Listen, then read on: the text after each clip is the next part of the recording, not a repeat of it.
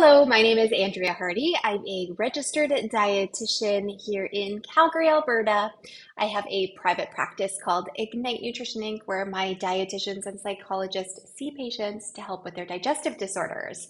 And today I am so excited to be talking with you about constipation. We're going to be talking about causes, consequences, and treatment options in celebration of World Digestive Health Day with the CDHF. Some important disclosures. I do work with a variety of companies, including Activia, Anusol, and of course, this presentation couldn't be done without our sponsor, Senecot. They provided the funding for the CDHF to provide these excellent education opportunities for World Digestive Health Day.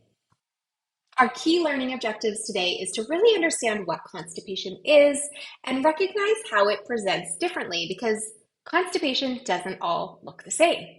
We're going to be talking about key factors that contribute to constipation, understand the potential consequences of untreated constipation on digestive and overall health, and explore some evidence-based strategies for managing and preventing constipation, and hopefully help you feel better.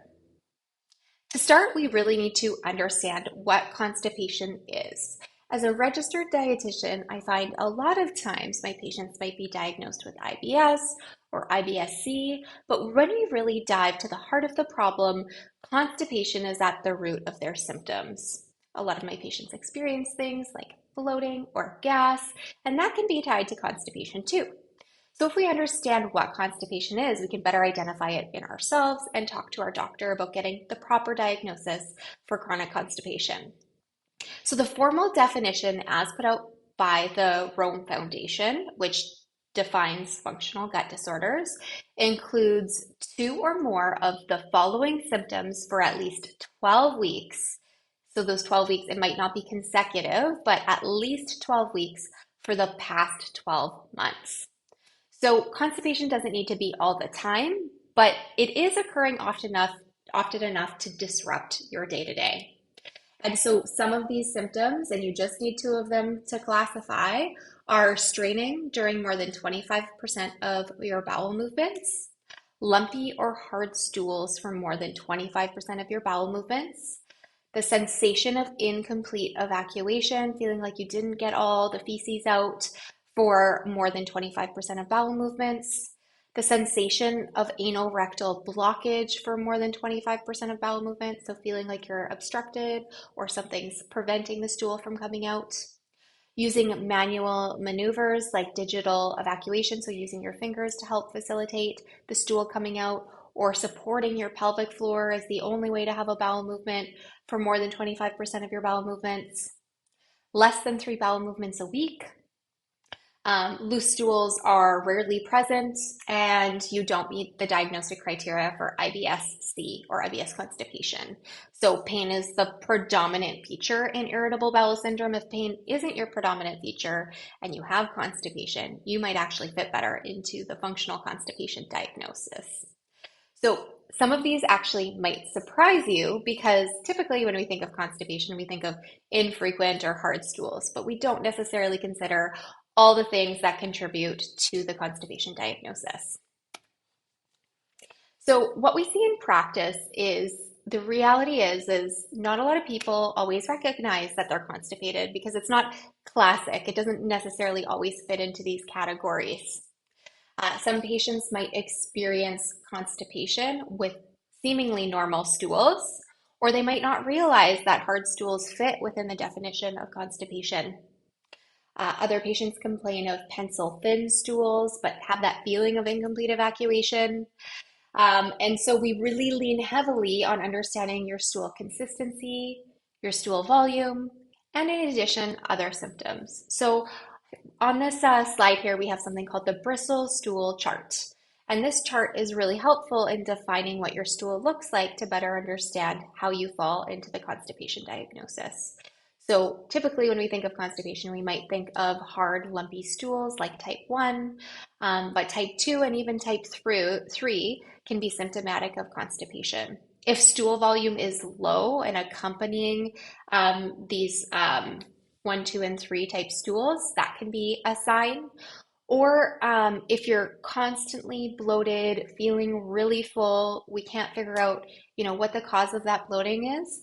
A lot of times I find patients are full of stool and they might be having daily bowel movements, but they might be small volume and they might be harder stools. So that in itself could be a clue. So if you're not skipping days without a bowel movement, but you're still experiencing constipation-like symptoms, it is important to talk to your doctor and figure out if you could be full of stool and chronically constipated, even though you might be having a bowel movement every day.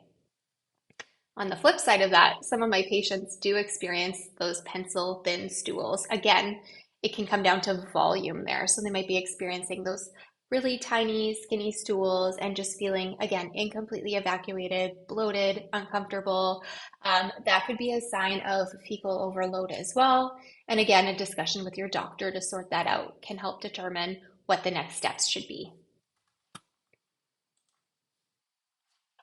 There are many factors that influence constipation. It's not just fiber and water as the cause and fiber and water as the solution. And so understanding some of your risk factors for constipation may help you to better identify strategies to help you manage. Some factors, of course, do include dietary factors like low fiber intake, like inadequate hydration or high fat intake, all of which can contribute to constipation. Lifestyle factors, activity plays a really big role in our constipation. The active movement allows for mechanical changes to occur that facilitate motility through the gut. For example, walking, jogging, any sort of movement can help facilitate stool moving through the gut by way of gravity and force. So activity can play a very important role in managing constipation. Stress is a big one. A lot of times when we're stressed, we may not listen to our body's signals to facilitate a bowel movement. We might not be aware of when we need to go. We might notice more tension in our body, and facilitating a bowel movement requires muscular coordination.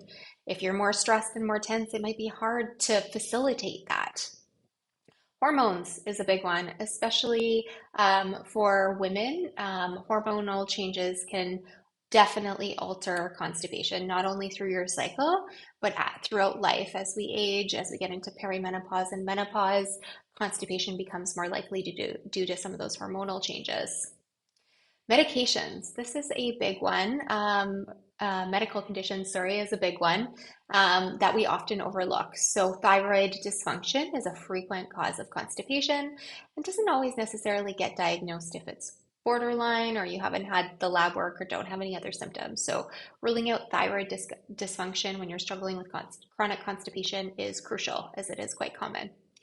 Pelvic floor dysfunction, this ties back to the musculature required to facilitate a bowel movement. Uh, Many men and women struggle with pelvic floor dysfunction. So ruling that out as a cause of constipation and then getting proper treatment for it can definitely help to normalize bowel habits. Things like hemorrhoids, iron overload, gut motility disorders, pregnancy, all can contribute to constipation. Medications are a big contributor as well. Certain painkillers, supplements like iron and calcium channel blockers, all of which are quite common medications, and others can contribute to constipation as well. Talking with your pharmacist can be a great way to determine if your medication is contributing at all to constipation. Something important to know about the diagnosis of chronic constipation is there's actually subtypes that tie into the different causes of constipation. And understanding your subtype can better help you find the right management strategies. So me and my team have actually created a quiz at ignitenutrition.ca, and you can search constipation subtype and you'll be able to find that free quiz where it helps you to determine common symptoms that are associated with differing subtypes. And so it's not a diagnostic tool, but it can help to inform your discussion with your physician. And if you notice certain things coming up, the quiz is going to grade it for you and help you to figure out, oh, you know what? I didn't realize that my symptoms were tied to pelvic floor dysfunction. I should talk to my doctor about that. So it's really meant to help guide you, have discussions with your medical team. You can also download it at this link here in the slides. What are some consequences of untreated constipation? A lot of people think that they need to learn to live with constipation, and the reality is that's just not true. There are so many strategies we can use to manage constipation, and you don't have to learn to just live with it. A lot of times, untreated constipation leads to a whole host of other GI or intestinal issues. Some big ones I see are abdominal pain, bloating, discomfort, and because of that increased intra-abdominal pressure from the stool, oftentimes reflux is associated with constipation. So you might be, needing reflux medication where maybe we could resolve the constipation and you might need it less, or you might need a lower dose, or you might not need it at all if it's a big driver in your reflux. Overflow diarrhea. If you fluctuate between constipation and diarrhea, a lot of times to push that hard stool out, looser stool can move around the hard stool in your colon and cause diarrhea. And it might make you feel like, oh, I can't take a laxative because I'm prone to diarrhea. When in fact, if we were able to get rid of that hard stool, you wouldn't be fluctuating between the two. Untreated constipation can increase your risk of hemorrhoids and anal fissures, which are uncomfortable. And when you have those, it can be harder to pass stool. You might avoid trying to have a bowel movement due to the pain and discomfort. It can have a big impact on your mental health. So it can increase your stress and anxiety around bathroom trips. It can increase food fear. It can hold you back from doing the things you enjoy. It can definitely impact your relationships, your ability to work. So resolving constipation can help you get those parts of your life back too. In really severe cases, this is typically with structural abnormalities or certain medications, it can put you at risk of intestinal blockage or impaction. However, there tends to be overlapping complex medical issues with that. So it's typically only for severe cases that we see situations like that, typically in the hospital. So, how do we resolve constipation so you can live your fullest life?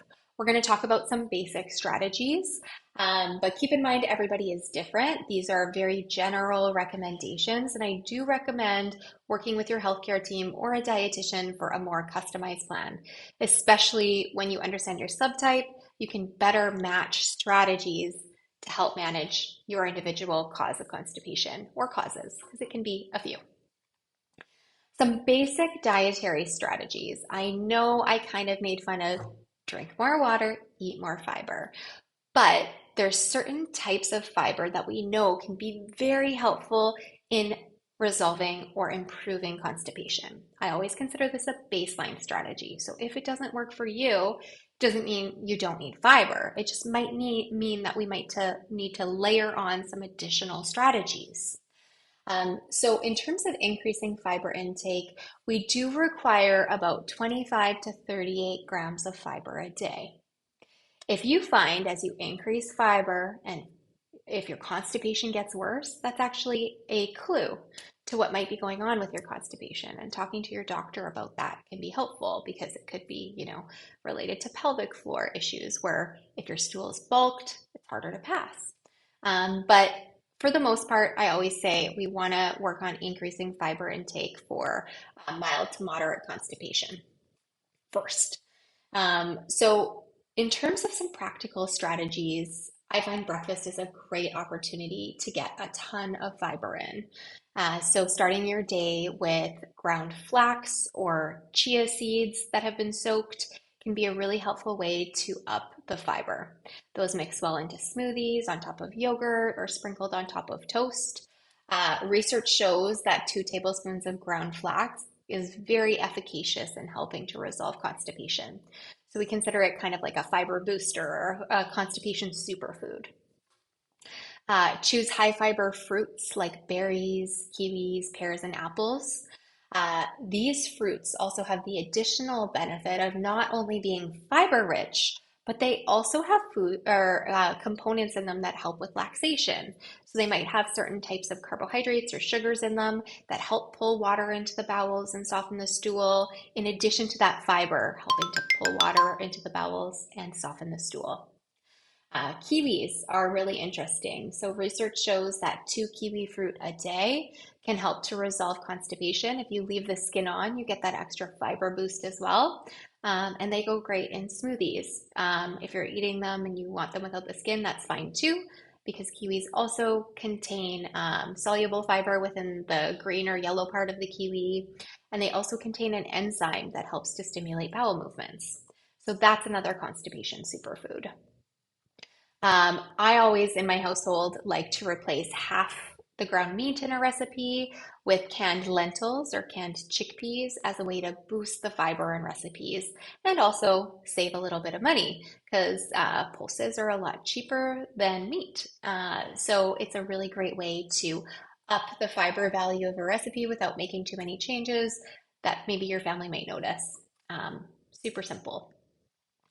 I like to reinvent comfort food favorites. So mac and cheese, I might use whole grain noodles, or I might do half whole grain, half white to facilitate some of the taste buds in my house.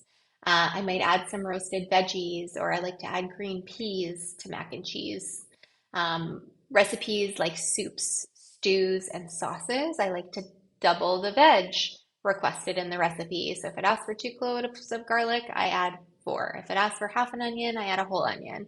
And those little changes when those veggies cook down are a great way to boost the fiber in those recipes without changing them too much. So soups, stews, and sauces work really well for upping the veg.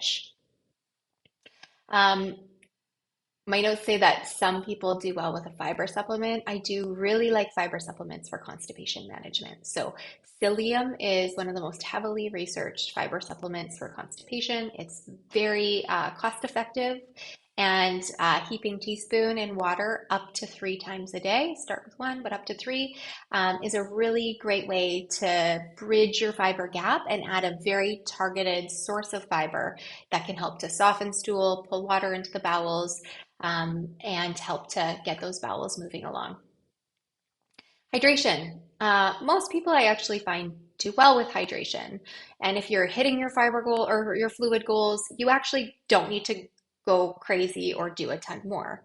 But for the people that are like, oh yeah, I really struggle with fluid, being very mindful of at least meeting your fluid goals, stuff fiber can do its job because fiber essentially is going to suck up some of that water, create gel, and help the bowels move more quickly and also change the stool consistency, but it needs water to do that. So most people require about 2 to 3 liters of fluid per day. Yes, coffee counts as fluid, tea counts as fluid. A lot of people think it negates the effect of fluid to consume those beverages, but it all counts toward our fluid intake and has a modest impact on how much water we produce or turn into urine. So if you're struggling with fluid, I like to think about all the other fluids besides water you might enjoy, like tea, like coffee, like flavored water, like bubbly water. All of those things can count. In terms of lifestyle, physical activity is a big one, as I mentioned earlier. Even something as simple as going for a walk every day can help with the mechanical aspect of digestion. Establishing a regular routine. So every time we eat, about 60 minutes after we consume food, our digestive tract sends a wave of propulsion through the gut to move all that food through. And it can help to facilitate a bowel movement as well because your intestines are moving. So your brain might say, oh, it's almost time to go to the bathroom. So skipping meals means that there's less opportunities to create those waves of movement through the gut. And so having consistent meal times is really important. Those waves are most strong first thing in the morning, so we want to make sure that we're not skipping breakfast if we're struggling with constipation, so that we get those waves of movement that occur after we eat to help facilitate a bowel movement. In terms of bathroom habits, establishing a routine, so again, 30 to 60 minutes after you eat, try to check in with your body and see if there's any sensation to need to go. A lot of times I have to encourage patients to have protected bathroom times where they go and actually take time out of their busy schedule to try to have a bowel movement. That doesn't mean forcing it, but just making sure you're giving your body a chance to relax and realize, okay, this is a time where I typically should be having a bowel movement, taking a break from what you're doing to give your body that opportunity. Toileting positioning is a big one. So if you can put a stool in front of your toilet that you typically have a bowel movement at, so your knees can be above your hips, that can help to position your rectum and allow your pelvic floor to relax to facilitate a bowel movement.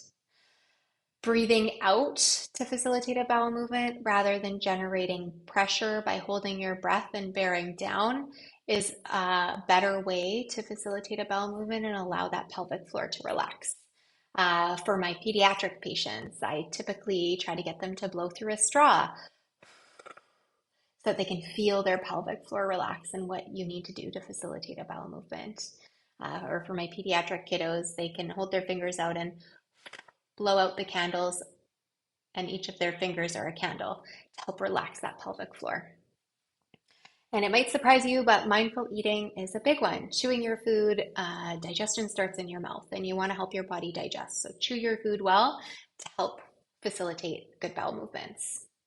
Stress management, of course, stress definitely plays a role because when our bodies are stressed, we're less likely to be able to tune in to what our bodies need and what our bodies are telling us, aka we need to have a bowel movement. As well, the musculature of having a bowel movement requires relaxation. Relaxation of our pelvic floor, our diaphragm to push down. And if we're really tense or stressed, it can be difficult to do that.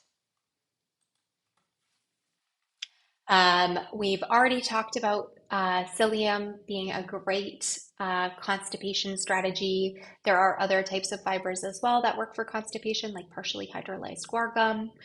And then if diet, lifestyle, and those fiber supplements are inadequate to manage your constipation, that's when we started looking at other strategies we can layer on. The first step is typically osmotic laxatives because they're low risk of side effects and they tend to be very gentle. Osmotic laxatives work by pulling water into the gut to further soften the stool beyond what fiber might be offering you.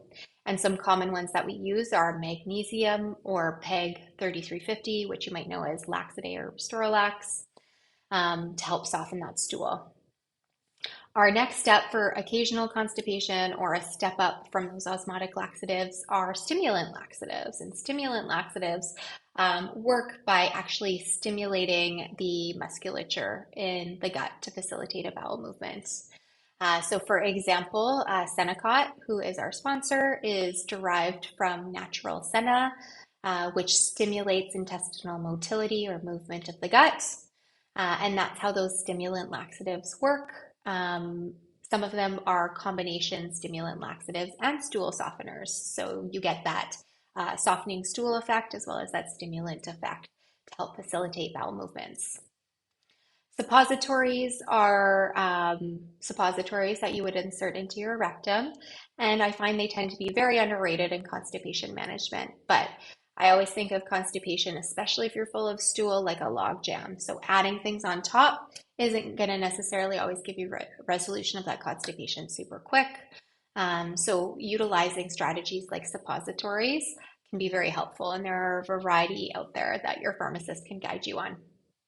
And then prescription drugs like prokinetics or other drugs that are a combination of prokinetics and osmotic laxatives.